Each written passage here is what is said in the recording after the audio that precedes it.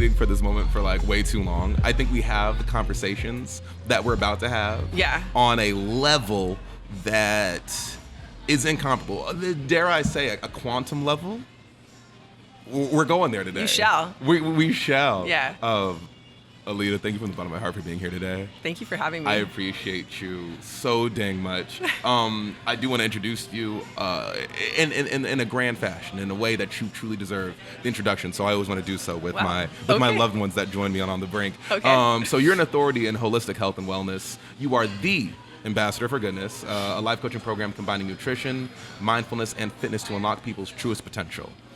That with your accolades as a culinary professional, you create food-based experiences that touch all of your senses. We might even get into maybe how many senses there exactly are today. Let's bring that one on. But today we get to kind of concentrate some of that into something that will leave people that have watched this feeling better. Mm-hmm. Maybe let's just set that as the mission, right? Always the goal. And the story that we're telling today, right, is how food saves lives, and how it in particular saved your life. Yeah. And to start, I want to know when you died. So it was a long time after food saved my life. Do you want to jump ahead or jump back? I mean, I don't know. I mean, if time is,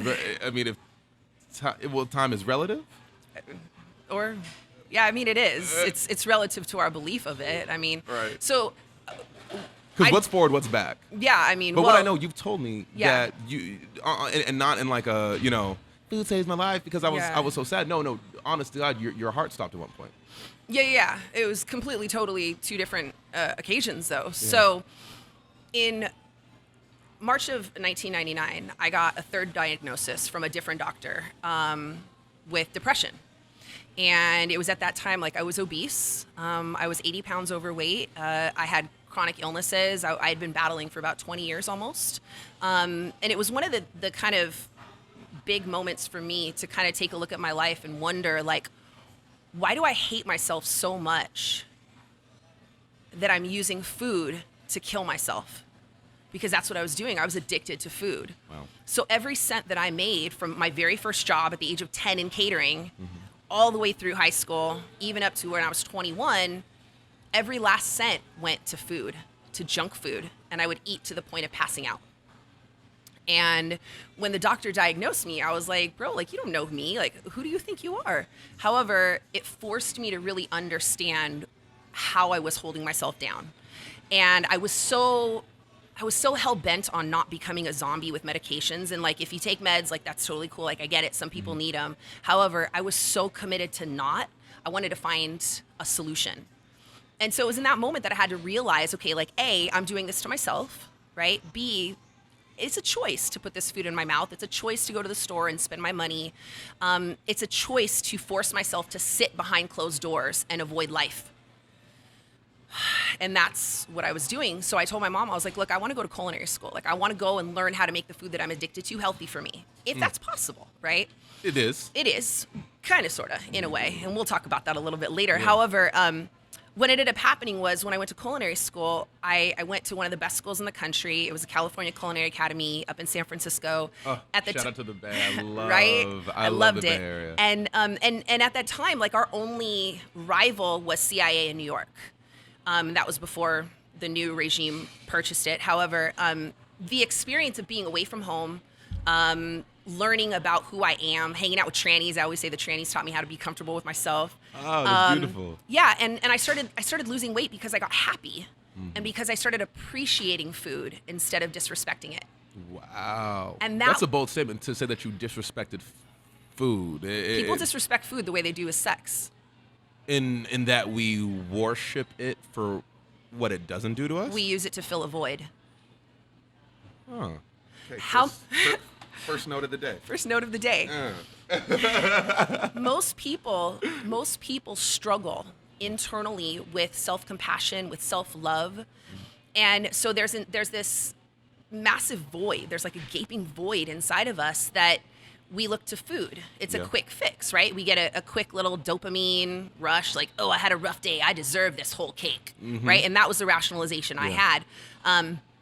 or I had a rough day, I deserve this bottle of wine. I deserve to go numb out on Netflix. We do the same thing with TV, right? 1,000%. Or, and as you said, same with sex, right? Same with sex. So, because for me, I've always seen vices manifest in many different ways. People always love to call someone addicted, but then don't want to acknowledge what they're addicted to themselves. 100%. Because they can say to the person going to, whether it's cigarettes, whether it's weed, whether it's alcohol, you can say, oh man, well look, they're an addict. Yep. They're an addict. But they will know every new Netflix show and they have binged it in 1 day or 2 days. And here's the crazy part, though. We are not triggered by someone else unless something inside of us is unresolved and we feel it. We depend on vices to fill that void when we are playing small. And we depend on those. Like, social media is a perfect example. Social media is a perfect example, right? So we are going to fluff it up and make it sound really good so that everybody thinks we're living the great life. However, that void still exists. Oh my God. It sucks and it hurts, right? And how many of these Instagram models, right, are heavily depressed behind the scenes, and they're doing what they think everybody wants them to do. And at the end of the day, they're influencing people to perpetuate that same behavior. Yes. Right? And so when I went to culinary school, I was like, okay, well, if I'm going to change my life, I want to influence other people to do the same. However, I don't want to be one of those do as I say, not as I do people. And the moment that it hit me, and it's a funny story to me now, so I tell it quite frequently. I was literally running down the stairs. So mind you, I'm like, I want to say over 200 pounds at this point, right? Goodness. And I'm running. I can't even imagine you with that much weight. like, and you've done good at hiding all the photos. Yeah, well, I don't. Well, all of that was before social media. Yeah, it was all before. I can't even imagine. So you found me. You found me Twitter like 2008, right? Yes. So all of this happened in like 99, 2000, Wow, sure. 2001, right? So I'm running down the stairs in my dorm rooms, and these are like old hotels, like gutted out hotels, and they redid it for our dorms. And we're like in the Tenderloin. I don't know if you know about San Francisco, however, we're in the Tenderloin. Yeah. So like there was like drops rougher in our area. Yeah, exactly. Rougher area. So like the building wasn't all great. However, I'm running down the staircase, and I hear this horrible noise, and I stop dead in my tracks, and I look around, and I was like, okay, nobody heard, and I realized it was my thighs slapping together. Oh. Right, and it's funny though, and it's funny now. Well, okay, I can laugh about it now. I can laugh about it right now. I can laugh about it right now because at the time, I feel like some comedians gonna see this and want to run with that. They're joke. gonna take it. It's fine. I don't care. That's it's my story. Yeah. However, because I have the emotion behind it, right? Yeah. And like you don't know what it's like to be big, like a big girl, until your thighs have chafed and until they've slapped together while you're running, and you fear someone else hearing it, right? And so it was in that moment that I was like, okay, you know what? I'm not living my best life right now. And if I want to be someone that people actually admire and respect, I have to go out and figure out what my best life is so I can live that. So then so is that first step different for everybody then? Or is there a universal first step? Because a lot of people, right, because social media is a vice that I struggle with the most. I'm very good at, like, I know my limits when it comes to drinking or smoking or any kind of vice, Netflix, right? I'm talking like, they don't have to come in exactly inebriation, because you can get inebriated by the way in which you feel from social media, right? Totally. But I struggle with social media the most, and we've talked about this, because I do not like social media for the validation sphere that it sets for people, right? Because people can be whoever you want to be on social media, right? Because an Instagram model, right? You can put influencer, you can put model, you can put actor, you could put DJ, you could put host, you could put photographer. You can be whoever you want to be in your biography, and as long as you perpetuate and curate your social media profile, whether it's your Instagram, your Facebook, your Twitter, whatever it is, as long as you optimize it to fall in line with what you are declaring in your bio, then you are that. Nobody will question. No one's gonna question, because in the virtual world, you are the DJ. In the virtual world, you are the life coach. But when you meet them in person, and when you actually take that person out of the virtual world and put them into the real world, they are nothing. Nothing. There is absolutely no substance to it.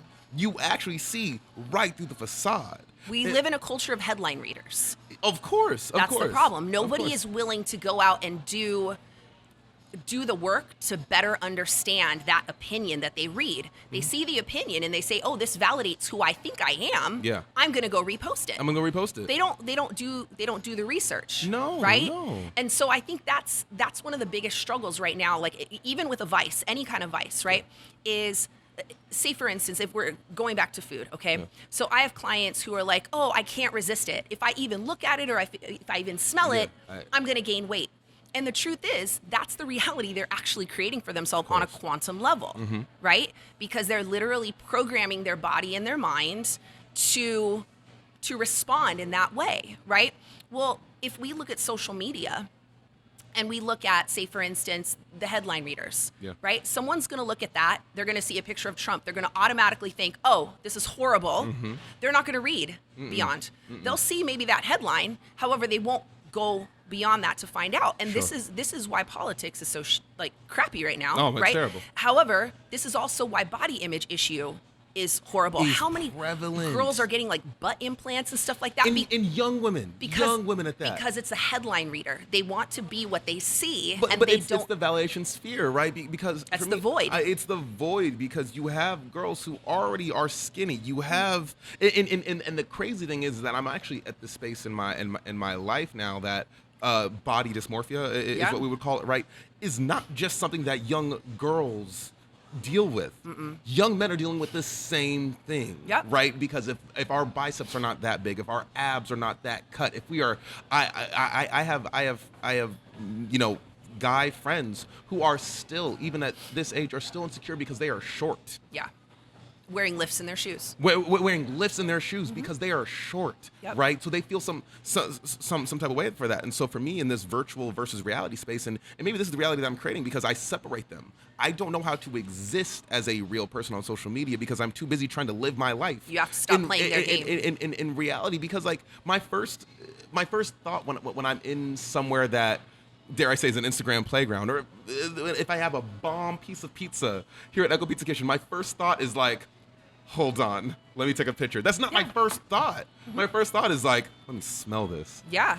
Let me bring it in. Oh man, let me take a mental picture of this and say, oh my God, like I made this, or I picked out the ingredients. Or if I come here for pizza school, I made this. My first instinct does not let me put it online for someone else's consumption. Right. And so for me to try to exist and like share my real life on social media with people, I think that's where, as the vice of social media, I have that grips with, because people are living, like social media has people. I don't think social media has me. I'm questioning it too much. But some people, they will spend 20 more minutes at somewhere because they had to get the perfect Instagram picture. Yeah. Do you know why I started on social media? Like in 07, 08, right? The reason I started was because I had people who would legit like follow me around a grocery store, and just because it was me, they would buy shit. Like, wow.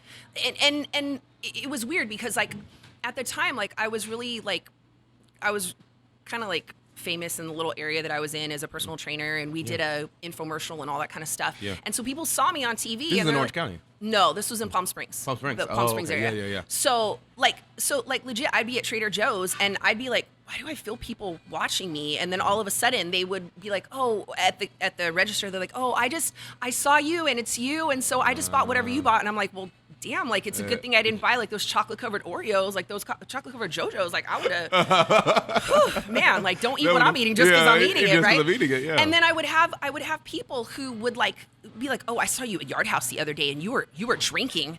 I'm like, yeah. And did I ever tell you I don't drink, right? And so what I started realizing was that people only see the facade.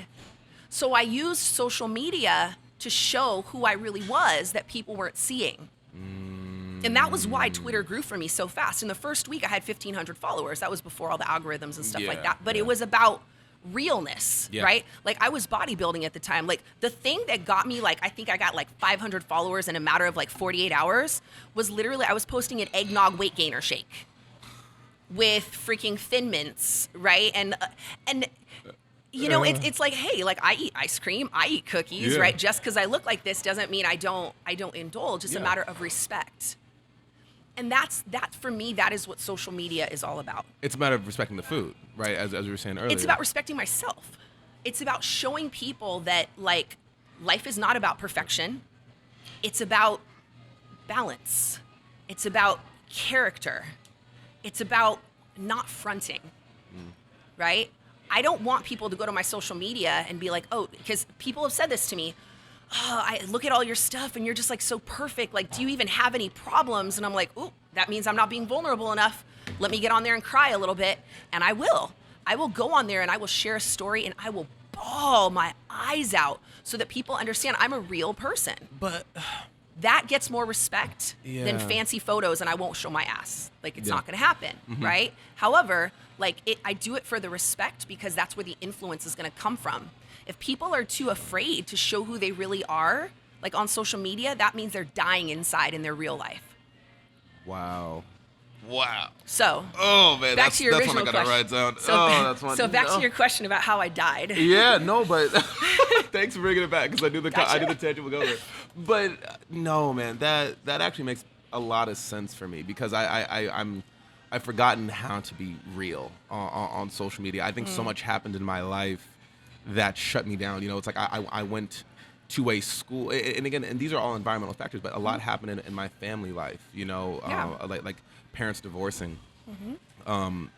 Mother getting diagnosed with cancer, you know, things that none of this that I put on social media. And on top of that, I was at a journalism school, right? And I'm learning like, hey, no, it's best to keep your personal life off social media and keep, you know, your social media professional. Pretty much in my head, it just validated more reasons for me to like not be on social media. Yeah. Or if I'm gonna be on social media, I'm gonna share the best part of my life. Yeah. But why would I share me crying? Why would I share days that I don't want to wake up and go to work? Why would I share an anxiety attack that I had in my car in the bathroom? I don't, like, no one needs to see that. Hell, I don't want to see that. So why should I share it? See, here's the problem. Like, we live in a society, we live in a culture where it's not okay for men to be vulnerable. It's not. Like, it's not, Working right? on it, though. Well, we are, and like we're making progress. Unfortunately, though, the struggle that I think we have is that because it's not okay for men to be vulnerable,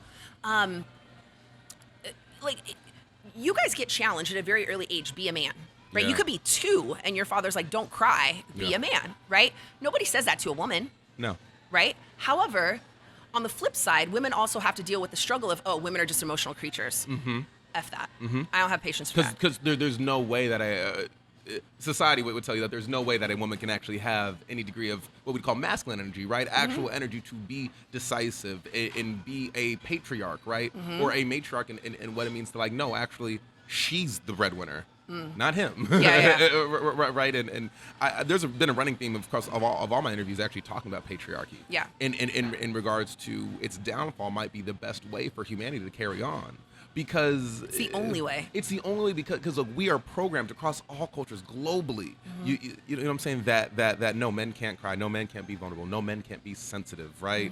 But then they wonder why so many men are insecure. Or there's wars and there's hate and there's so much self-hate, and a lot of it's because men don't exactly know what it means to be a man and are afraid to be real with themselves in regards to how they want to be valued and loved and looked at as a man. That's exactly why we have so many fathers who have too many babies' mamas. Say it. Because they don't Say know it. because they don't know how man. to be vulnerable. Yeah. Right? It's like the second that child comes into the world and it requires them to have a deep sense of love that they don't even know how to express or even feel for themselves. Feel for themselves. What do they do? Yeah. They run. They don't know how to handle it. Like we have not prepared men to be who we think they should be. Sure. Right? And Because because society has never even given man the space to fully explore what that means. Correct. Like you still have people in 2019 when I would say to a man, or when a woman might tell a man like, oh man, like that is that you have good feminine energy. You have a good balance of feminine quality, right? Yeah. A lot of men would run from that and be like, oh my God. Like I forgot. I think the other day I had. Someone said it in a very complimentary way, but someone said, wow, Malcolm, like you actually have a strong balance of like a feminine energy to you. That's what makes you approachable and allows you to talk to so many people as a host and as a DJ. Yep. And that was one of the nicest compliments I had ever gotten, right? Yeah. Because the last thing I'm ever going to let get in the way of my own success, and not saying that I haven't done in the past, but is my own programmed masculinity. yeah. right? That tells me I can't go talk. Like I can go into any group, man. I can go into a group of men. I can go into a group of women.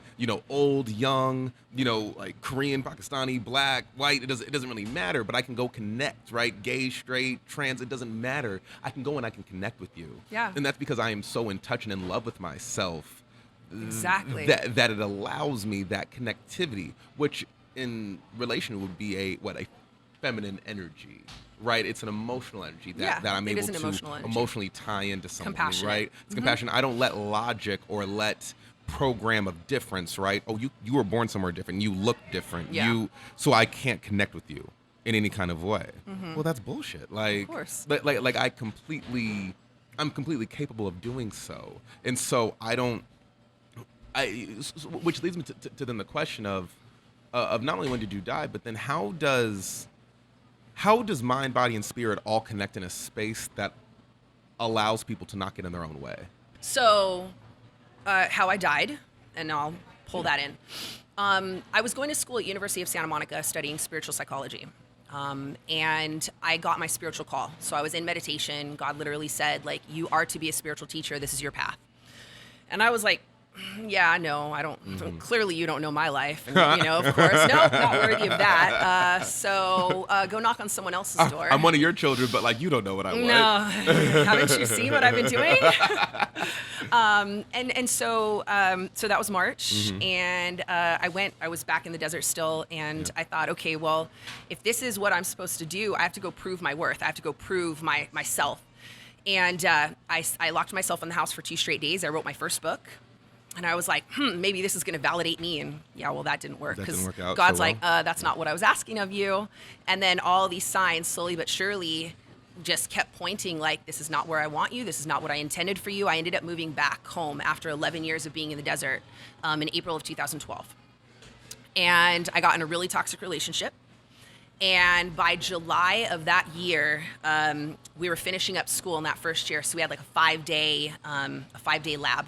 So we were in school for like 12 hours a day, and his life was crashing and burning. So I'm helping him deal with his stuff, and I'm sleeping maybe 3 hours. Don't save him. That was a pattern I got rid of. Captain Save-A-Ho. Okay. I know. Like, I got you. You don't want to be saved. He didn't want to be saved. However, I was the one who needed saving. You were the one that needed saving. And yeah. So you thought by helping someone else or saving someone else, right? Right. I'm going to validate my worth. I'm going to validate my worth. Because See, God, I'm going to show you how worthy I am. Yeah, got it. How'd that work for you? Let me tell you. So halfway through the class, halfway through that 5 days, our teacher said, okay, bring forward, because everything was about emotional clearing. Yeah. So our teacher said, okay, bring forward an emotion or a limiting belief that you haven't dealt with in the last 9 months you've been in school. And I was like, I'm good. I've cleared up. I'm good. Perfect. And all of a sudden I hear this little voice inside, you have a body image issue. And I was like, excuse me? Like, I've been a figure competitor. I've been in the training industry for this many years, and now what? No. And I was like, oh, wait, there's resistance there. That means it's true. But people don't even know to call it resistance, right? No. People don't even know how to define or acknowledge when there's a voice in your head that stops that thought, right? Yeah. Right? When you're like, oh, yeah, I don't have this, and then you go right here and start thinking like, yeah. Oh, no, I can't, or no, I won't, or, oh, no, I don't do this, or I don't think this. Like, people don't even know how to maybe just knock down the wall of resistance and just allow the free thought just to flow back and forth. Well, yeah, okay. So that's a survival mechanism, though. That's like leftover from like caveman days. Like It's part of the reptilian brain. Like, okay. Yeah, we'll talk about the that. reptilian brain. Ooh. Yeah, we'll talk about that. Ooh, we're going there. We're going there. So I as soon as I bring that up, I felt my entire body get super sick, really sick. And for the rest of school, I was literally like drinking like lethal doses of tea, coffee, and yerba mate, not yerba mate, mawang, which is ephedra tea, all mixed up into one just to stay awake, because I literally could not stay awake. Wow. And the day after school ended, I anticipated being asleep, no big deal. I woke up at about 12:30 and my whole body was cramping up. And I was having a miscarriage. Didn't know I was pregnant. Whoa. However, I was too ashamed of the experience to face it. And so I went through it for 6 straight days at home. God. hoping that my body would just be fine. I won't have to deal with it. I'm not going to have, like, whatever. And I was literally bleeding to death.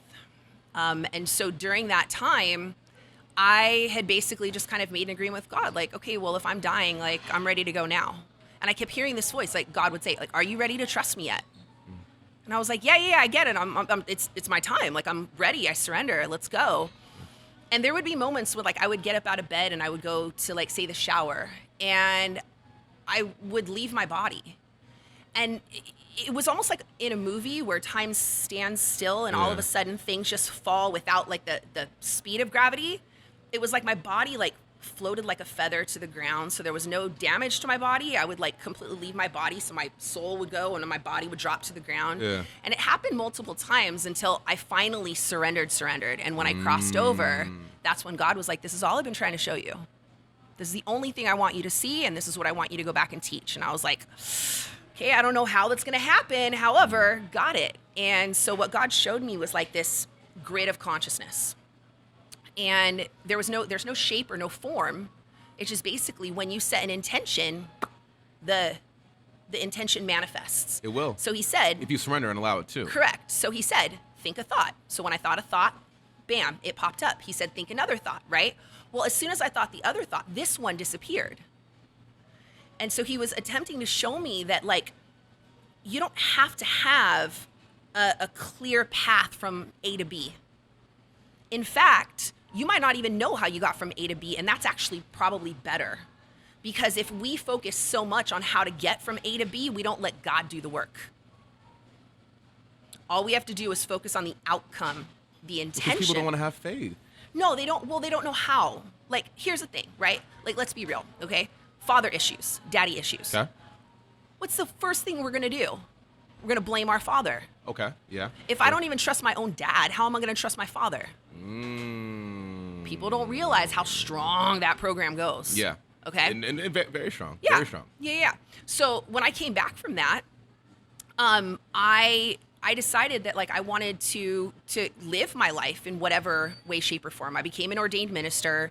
I started working with an organization where I got, like, a bunch of different certifications, learning about, like, DNA clearing and energy healing and higher self dialogue and past life, all that kind of stuff. And it really helped me to understand that ego is essentially made up of our limitations, our fears, our doubts, our resistance. It's how we communicate with people when we get triggered. Yeah. Right? It's ego to ego. Ego to ego. Right? Never However, subconscious to no, subconscious. no, it's or conscious mind. No, it's not conscious. It's completely subconscious, it's right? Completely subconscious, yeah. But it's survival mechanism. Okay, so it's like that caveman going back. Because it comes with all the predispositions. 100%. That's right. Because and you talked about going from A to B, right? Yeah. We're taking how we think we got from A to B. Yep. And using that how to dictate and drive us wanting to go to C, D, G, Z, or frick the letters, like go anywhere. Thinking it's going to be the same thing. Thinking it's going to be the same exact way of how It's we not. perceived us going from A to B. No. And that's the problem with, it's not a problem. See, it's a problem because, like, people say that ego is the enemy, right? It's not. Ego is the lesson plan. So if we didn't have the contrast of ego, we wouldn't know what we want. We wouldn't know what happiness was if we didn't feel extreme cases of pain and suffering. Yeah. Right? I am so happy right now in my life Feel you. because I have been through the struggles. And it wasn't the struggle, it was how I perceived the struggle. I saw the struggle as a blessing. Yeah. And I still see it as a blessing. And there's still moments when I shed, like, I literally dropped to tears yesterday to think about how many things in my life were created based on shame instead of joy. Right? And I think that the strange part about that is that so many of us are afraid to feel the pain that we won't take risks. Of course. Because the pain is what challenges us to look at our ego and say, you know what, this really isn't true. And even though I've been buying into it, and even though I think it's really real, it's actually not really real. And I am living my entire life based on this one program. But it's the old adage of failures don't fail. They don't give themselves the chance to.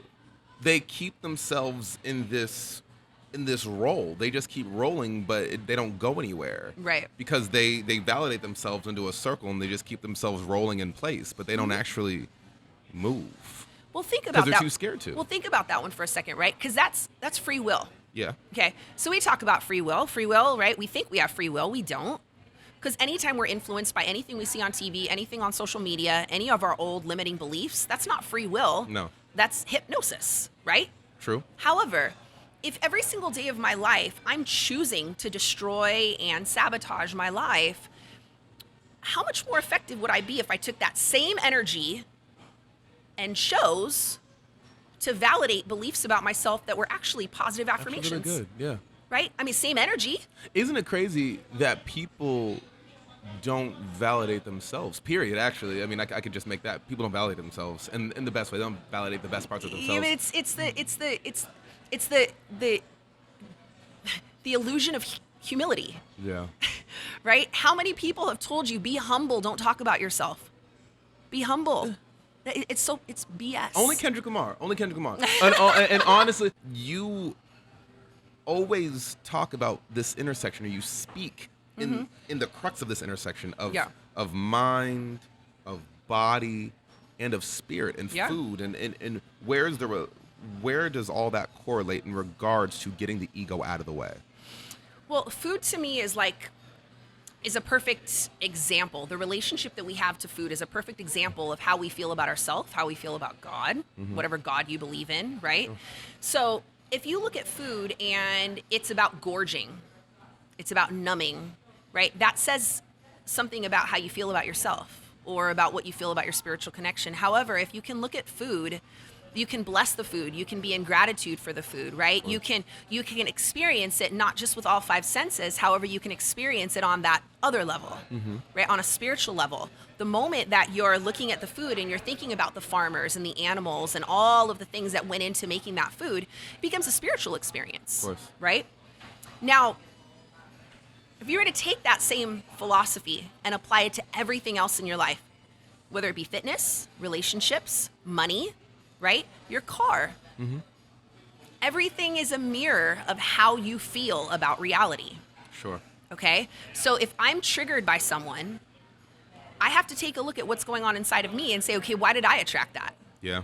Which is, it's really easy for us to be like, it's your fault. It's your fault I feel this way. It's not. It's my fault that I believe that I'm a victim to you. And so then you have to take that next step, right, in saying, well, what about myself attracted this? It's extreme ownership. Because if we understand... But is that not unconditional? I mean, mostly, unfortunately, not always.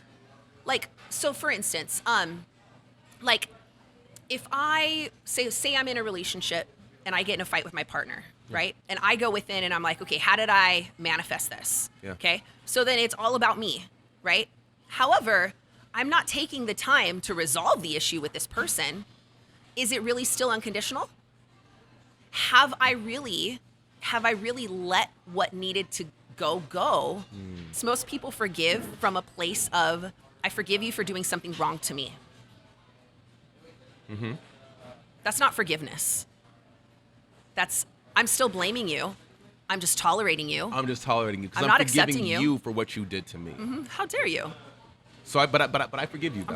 I'm just gonna pretend that I'm gonna let it go. However, deep down inside, it's still gonna stir. Of course. And I'm still gonna not trust you. Yeah. Right? See, trust is like one of the biggest illusions. See, Oh man. trust is conditional. 100% conditional. Yeah. Right? I trust you to be whoever I expect you to be, not whoever you need to be for your highest good. Right? So if you break my trust, I have an excuse to blame you for my suffering. And even though I'm going to say, well, why did I attract this person? I haven't fixed the issue. Because the you haven't issue fixed is, yourself. No. Because why am I still attracting this type of person? Yeah, I keep going back inside. Yeah, I keep going back and doing the work. And yeah, I keep accepting how I keep attracting this person. Yeah. Like, oh man, like men ain't shit, women ain't shit. Well, how come you keep getting involved with ain't shit men and women? Right? And it's more indicative of you than it is them. 100%. And if you sit there trying to, well, I forgive you, you're just allowing them to still be a scapegoat for your own unhappiness. 100%. So, so this is like where boundaries come in. Yeah. It's like a lot of people, and this was one of the things that I had to learn, for instance. Like my my natural beingness is I'm a giver. I will do everything I possibly can to make sure that everybody is good. Yeah. At the end of the day, like, I still have to fight to make sure that I'm good. Yeah. So if I don't start my day making sure that I'm good, at the end of the day, I'm spent. Yeah. Right? And so this is one of the things that I teach my clients is like, if you start with an empty cup, you got nothing to give. And then you're going to be triggered by everybody and everything. Of course. And then you're not going to let go. However, if you start with an overflowing cup, you've got more to give. But how do people fill their cup? Because I think that goes back to the question of like, right, how does someone, what's the first step? Is it universal or is it particular to each No, individual the first person step of is how to acknowledging you're a spiritual being having a human experience. And that's all of us. Right? However, if you're a spiritual being having a human experience, you're also the creator of your own reality. Okay. People don't want to accept that because they want to point the finger and blame. And we still, like even with religion, with politics, it's still so much easier for us to blame the man in the sky, the guy sitting in the White House, our dad. Yeah, sure. Right? Yeah, It's easier for us to blame someone else for the struggles that we have than it is to say, wait a second, I wouldn't have created that. Well, no, you wouldn't have created it consciously. Unconsciously, you're creating it because there's a spiritual curriculum you have to fulfill in this life, and you manifested these conditions so that you could learn the lesson. Yeah. Now, it's up to you to choose to learn the lesson or continue to repeat your own demise. It's wild that you said that because I was literally just having a conversation with one of my best friends the other day, and we were talking about God, and he practices a completely different faith than me, but I still acknowledge that everyone practices faith at the end of the day. Yeah. Right. There's a strong difference between an agnostic and an atheist, because I said at least an atheist has faith that there is no God. You know, at least they would be decisive in their faith of not having faith, which takes faith at the end of the day, right? 100%. 100%. But him and I were having a conversation about faith, and we were working for like a 5-hour stint at his house, and so part of his faith, he says that, you know, he removed himself twice during like the 4 hours, saying, you know, I'm gonna go pray. And, you know, maybe it's a personal question, you know, he didn't have to answer it, but I didn't say it in a way that pressed him in any way, but I just said, hey, you know, when you're going to pray, you know, there's a lot that we're talking about, there's a lot of stress that you and I are both going through right now, you know, what are you praying for? And he said, I'm praying for forgiveness. Yeah. And it hurt me. I can't lie, because across any religion, across any faith, praying for forgiveness acknowledges something wrong that you feel with yourself. And if you're consistently going to ask for forgiveness for something that you're still continuously doing, what is off and what is missing in what is fully you that would allow you to actually, how about you just have faith and ask for what you want? Instead of asking for forgiveness for what you don't like about yourself. Like, this is a really tough conversation in that if we go back to, say, the years birth through age 6, we're in a complete hypnosis state, right? It's a theta brainwave. You guys can Google that, like, if you have questions about theta that. Brainwave, like beta, theta, like little fishes. There you go. Yeah, I got you. So, right? Maybe not. I'm doing this. Maybe, but that's why we're sponges. That's why we're total sponges. And so, like, during that period in life, if something happened, say for instance, like, you know, you made something really cool and your mom dismissed it. Or you wanted your dad's attention and he was more focused on something else, right? Like, I have one of those experiences where my dad literally asked me, can you move off the couch so my wife can sit next to me because I haven't seen her all day? And I was like, well, I haven't seen you all week. Ooh. Right? Wow. How do you think I feel about TV? Yeah. Right? Yeah. So, you know, so we form associations. There's no logic or reason behind it. Yeah. And yet that programming sticks with us our entire life until we choose to say, you know what, I'm sick and tired of living by these programs. I'm sick and tired of not having access to my free will. I'm sick and tired of not having motivation or drive or determination or perseverance or passion. I'm sick and tired of being a zombie. We were programmed we were programmed to survive and not thrive. My heart breaks when I see kids who are raised in front of the television. Yeah. I'm like, that child, if they knew how powerful they were and they were given the you know, like, and so, like, they wouldn't spend their time, right, as my grandmother says, in front of the idiot box. Exactly. And so, like, what I learned during that period was that my dad had more focus on the TV, and this is not a bitch fest against him. So it's an observation. So I want to make that very clear. Yeah. So the the way that he paid attention to TV is the way we see people paying attention to their phones these days, Yeah. right? So you have 90% of your attention here, and the 10% that's focusing on the outside world is your programs. So how are you supposed to challenge your frames of thought, your beliefs about reality, Yeah. if you're still in your hypnosis state, and the thing that's running your life is just a bunch of old programs that keep you stuck, right? We literally have to have a pattern interrupt. We have to do something that shakes us up, gets us triggered, gets us pissed, makes us feel raw. Would you say that triggers surrendering? Most people don't know how to surrender. Well, then define it. Let's define surrender. Because maybe the way in which people surrender is always going to be different, right? So most people, when I say the word surrender, they immediately think giving up control.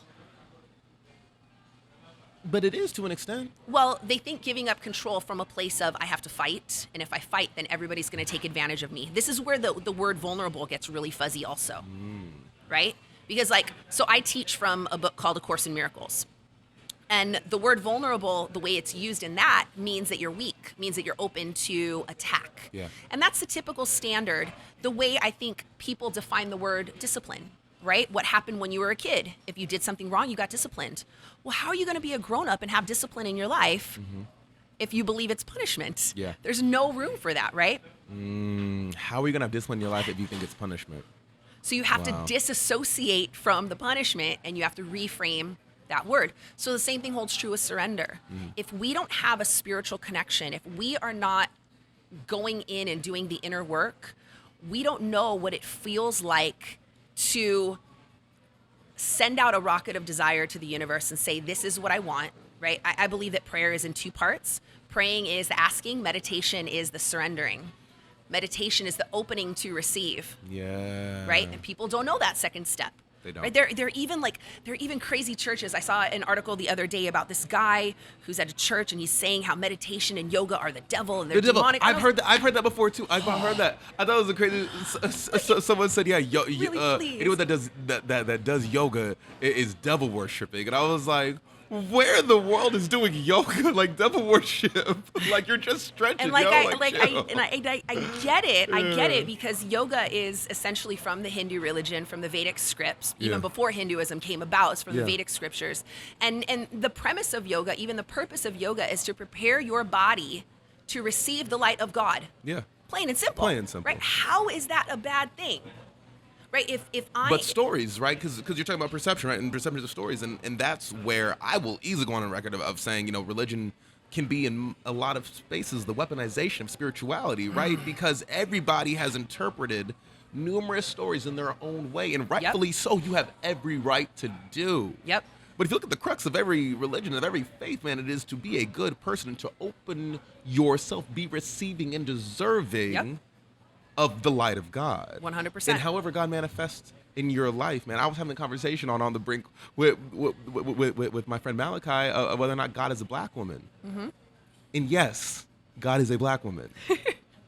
Okay. So how do you see God, right? Because God, in the story, however you define God anyway, 100%. it's own right. And I have no right to Right. break that down or to tell you otherwise, right? But Yeah. people... See, I don't believe God has any sort of persona. And that's just because of my experience. And that's your experience. Right. Because you've seen God. You've died and you've come back, and food has brought you to a place where how you receive God has no persona. There's no physical persona. And and truth be told, I've been studying comparative religions for a very long time. It's like a weird nerdy hobby of mine. And so if you go back far enough and you look at, say for instance, different scriptures that talk about different gods, right?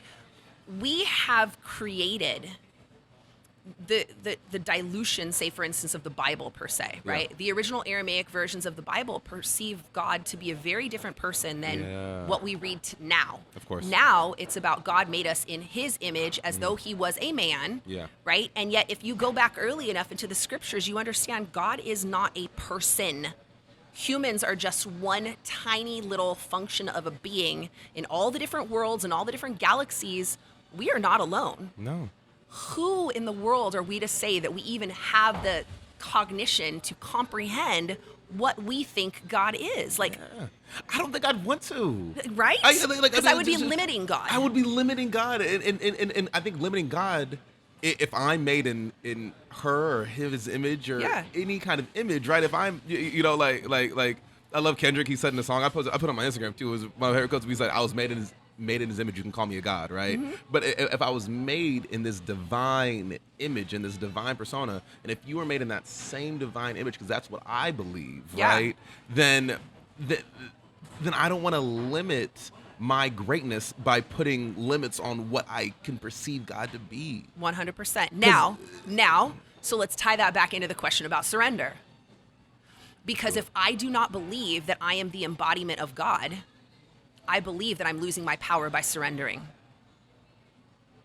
If I believe that I am only this human, that I am only this life that I have lived, I'm not going to surrender because I'm going to think I still need to fight.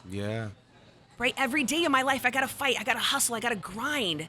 And all of that is part of the illusion. Because the truth is, all you have to do is align.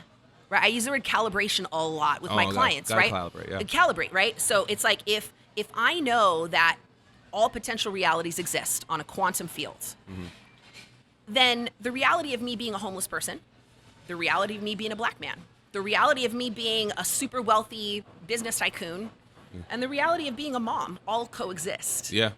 It's just a matter of who I'm choosing to be in this moment. How I show up. How am I choosing to express the light of God in this moment in time? Right? So if I surrender, I'm saying, I, Alida, don't have the answers. I don't need to have the answer. I don't need to. However, if I choose to wake up tomorrow on a different timeline, right? I surrender to God, whatever God is, to show me how that's going to happen. I don't need to because if I attempt to make it happen, right, it's only based on my personal experience. However, what God is attempting to give me, or spirit or source or whatever, is attempting to give me is 10 times or 1,000 times better than I could have ever imagined. Say it. Why would I limit myself to only receive what I think I'm worthy of, when God's like, nah, girl, you're my boo. I want you to have everything. You're my boo, girl. Yes, Lord. God, Father, yes, got it. I receive all of it, all the goodness, all the goodness. And praise Him. Right, and that I think is where people struggle, right? That idea of surrender is like, I have to believe that I'm so much more than I really am. I have to when people think that there's so much less. They do. They're playing small. They're playing a small game because they've been taught and programmed to believe they're nothing. Right? And that and nothing is synonymous with just the fact that you are programmed from a very early age to think that your potential is only here. You know, because you have some women raised to like only aspire to to only aspire to be for male consumption. Right. Right. Like we're gonna raise you because you are gonna bear children one day. You're gonna cook and you're gonna raise a family. Like, and that's so limiting to the power of a woman. That's so limiting. Or you're limiting a man by simply saying all you're ever gonna do is go to work and provide. All you need to do is build a home, make kids, and be a breadwinner. Bring money in. And we've been programmed because of the way religions have been written. If you actually look at, like, say, for instance, are you familiar with the Nag Hammadi? No. Dead Sea Scrolls. So pieces of the Bible, the apocryphal writings that were removed from the Bible, right around less than 1,000 BC, right? Roughly around that time period, maybe like around 500. Anyway, so there were pieces of the Bible that were removed, and there were actually these pieces of the Bible that were removed that actually talk about Mary and Jesus actually being alchemists. Like apothecaries. So understanding that the human body is actually a vessel for transmuting light. And creating physical reality. Right? So if you remove all those pieces, people believe they're not good enough. People believe they're not gods. Right? And yet, I am only a physical manifestation of what God wants to express in this world. And if I look You're a light. Right? I'm a light. Exactly. And I look at someone else and I look specifically into their eyes and I'm looking for God. I'm going to relate to that person on a different level, and what I'm able to create with that person in this world is going to be magical. However, most people are afraid of having that connection. Because if they have that connection, there has to be vulnerability. And with vulnerability, there must be pain. There must be pain. I'm going to suffer. I don't want to suffer. I don't want to go through that. But what's on the other side of pain? What's on the other side of tragedy? What's on the other side? Everything that we want, 100%. And people are just too afraid to take risks. Like, they're deathly afraid of taking risks. Like, at the end of the day, we all have programs, right? And yet, like, there's something about going into the fire that I love. Yeah.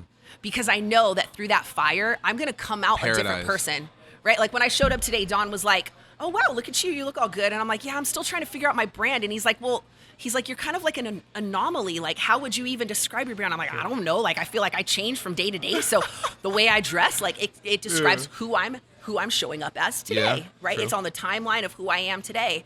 And I think that if we can, as humans, give ourselves permission to be a little bit more playful with the creation of our persona on a daily basis, instead of feeling like, oh, I got to be this because this is who I was yesterday, we'd be a lot happier. And we wouldn't have such gut-wrenching experiences with risk, because we'd see it as a valuable risk. Yeah. Rather than a value that expands your experience. Yeah. It's only ego that's afraid of being destroyed. Yeah. So? And I think I'm trying actively, actually. I'm actively killing my ego. What if the purpose is not to kill it, though? What if the purpose is to use it as a navigation system? Okay, that too. So, like, what if, consider this for just, if you attempt to kill something that was gifted to you, God gave it to you for a reason. True. Why would you dismiss or judge something as bad or wrong when God said there's a purpose for this for you? So balance, nonetheless, though. It's so balance amongst the ego. So I'll give you a tool, right? So say, for instance, right, you look in the mirror and you're like, I don't like what I see today, right? Okay, that's ego. So you say, thank you for letting me know. I appreciate you attempting to keep me safe. However, I've got it from here. And however, when you practice that on a consistent basis, what you start to learn is how your ego is constantly guiding you to make unconscious choices for your self-sabotage. Yeah. The more you continue to do that, the more you start to understand why you need your ego. It doesn't have to run your life. It doesn't have to be an enemy, right? Because every time I've attempted to fight my ego or kill my ego comes back with a vengeance. Yeah. Right? Yeah. And that's not going to help me, and it's not going to support me in being the best coach that I possibly can be. Of course. And this is why I allow myself to be vulnerable.